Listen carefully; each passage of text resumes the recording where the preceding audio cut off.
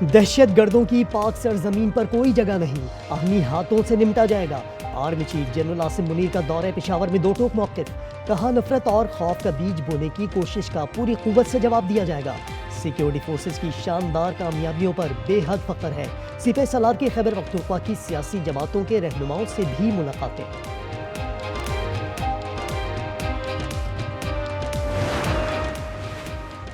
پاکستان آج تک افغانستان سے فعال دہشت گرد تنظیموں اور داعش کا مقابلہ کر رہا ہے۔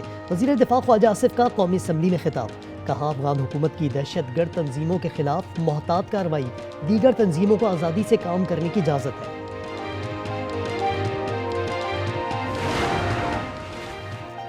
بلوچستان میں ہم دشمنوں کو کاری ضرب، ضلع کچی میں سیکیورٹی فورسز نے 27 دہشت گردوں کو جہنم واصل کر دیا، کئی ٹھکانے، اسلحہ اور دھماکہ خیز مواد تباہ۔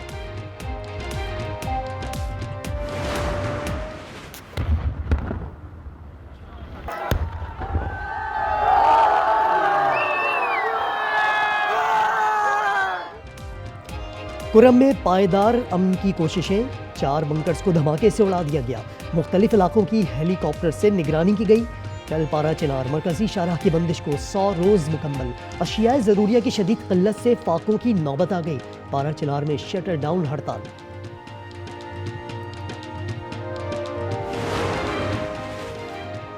وزیراعظم نے وفاقی کابینہ کا اجلاس کل طلب کر لیا، معاشی اور سیاسی صورتحال کا جائزہ لیا جائے گا۔ اجلاس صبح 11 بجے ہوگا، 8 نکاتی ایجنڈا زیر بحث آئے گا۔ میں تو دعا گوں گا مذاکرات کامیاب، اگر 2 نمبری ہو رہی ہے پھر بھی کامیاب ہوں۔ جب میں یہ کہتا ہوں کہ نظر نہیں آ رہا ہو، کہتے ہیں دیکھ لیے مخالف، ایکچولی انہوں نے مذاکرات کامیاب نہیں ہونے دینے پیچھے۔ اپوزیشن اپنی ناکامیوں کا ملبہ مجھ پر ڈال رہی ہے، مسجد لے جا کر قسم لے لیں مذاکرات کے حق میں ہوں۔ خواجہ آصف کی پارلیمنٹ کے باہر غیر رسمی گفتگو، کہا حکومت کی جانب سے سب مذاکرات کے حق میں ہیں، اپوزیشن کی پہلے روز سے مذاکرات سبوتاژ کرنے کی کوشش ہے۔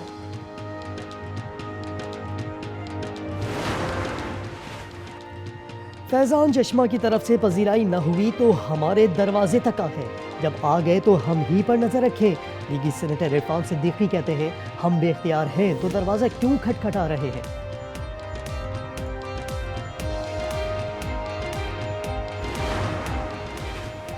سرد موسم میں برف پگھل گئی، حکومت اور اپوزیشن کے درمیان مذاکرات کا تیسرا دور۔ اسپیکر ایاز صادق نے جمعرات کو بیٹھک بلا لی، اجلاس دوپہر 1:30 بجے ان کیمرہ ہوگا۔ 190 ملین پاؤنڈ کیس کا فیصلہ تیسری بار مؤخر، اب 17 جنوری کو سنایا جائے گا۔ بانی P T I Bushra be be اور وکلا صفائی عدالت نہیں پہنچے، جج ناصر جاوید نے ریمارکس دیے، 8:30 بجے عدالت پہنچا، 2 مرتبہ پیغام بھیجا مگر کوئی نہیں آیا، فیصلہ دستخط کے ساتھ تیار تھا۔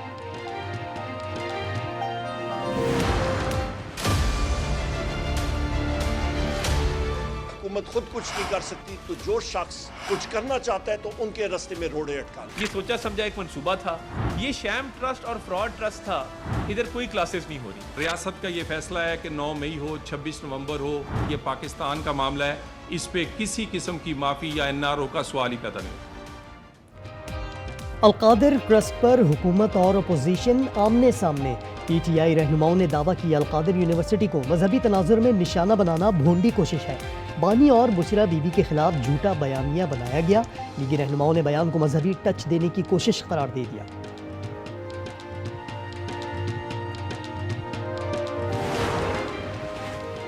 کراچی سے کوئٹہ جانے والی بولان میل کو سیکیورٹی کلیئرنس نہ ملنے پر جیکب آباد میں روک لیا گیا، ریلوے حکام کا کہنا ہے ٹرین کو صبح روانہ کیا جائے گا، شدید سردی میں مسافر رول گئے، بیمار مسافروں کو شدید مشکلات۔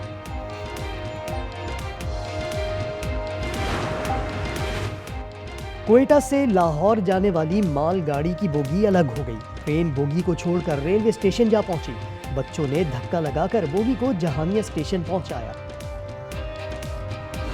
انجلس میں 7 روزہ آگ سے خوبصورت شہر کھنڈر میں بدل گیا، آگ 24 زندگیاں نگل گئی، 16 افراد کی تلاش جاری، چنگاریاں مکانوں اور دیگر املاک کو خاکستر کر رہی ہیں، تیز ہوا سے آگ کے مزید پھیلنے کا خدشہ، 50,000 صارفین بجلی سے محروم، 2 لاکھ افراد کی نقل مکانی کے بعد مزید 1,60,000 افراد کو انخلا کی وارننگ، ایران کی امریکہ کو مدد کی پیشکش۔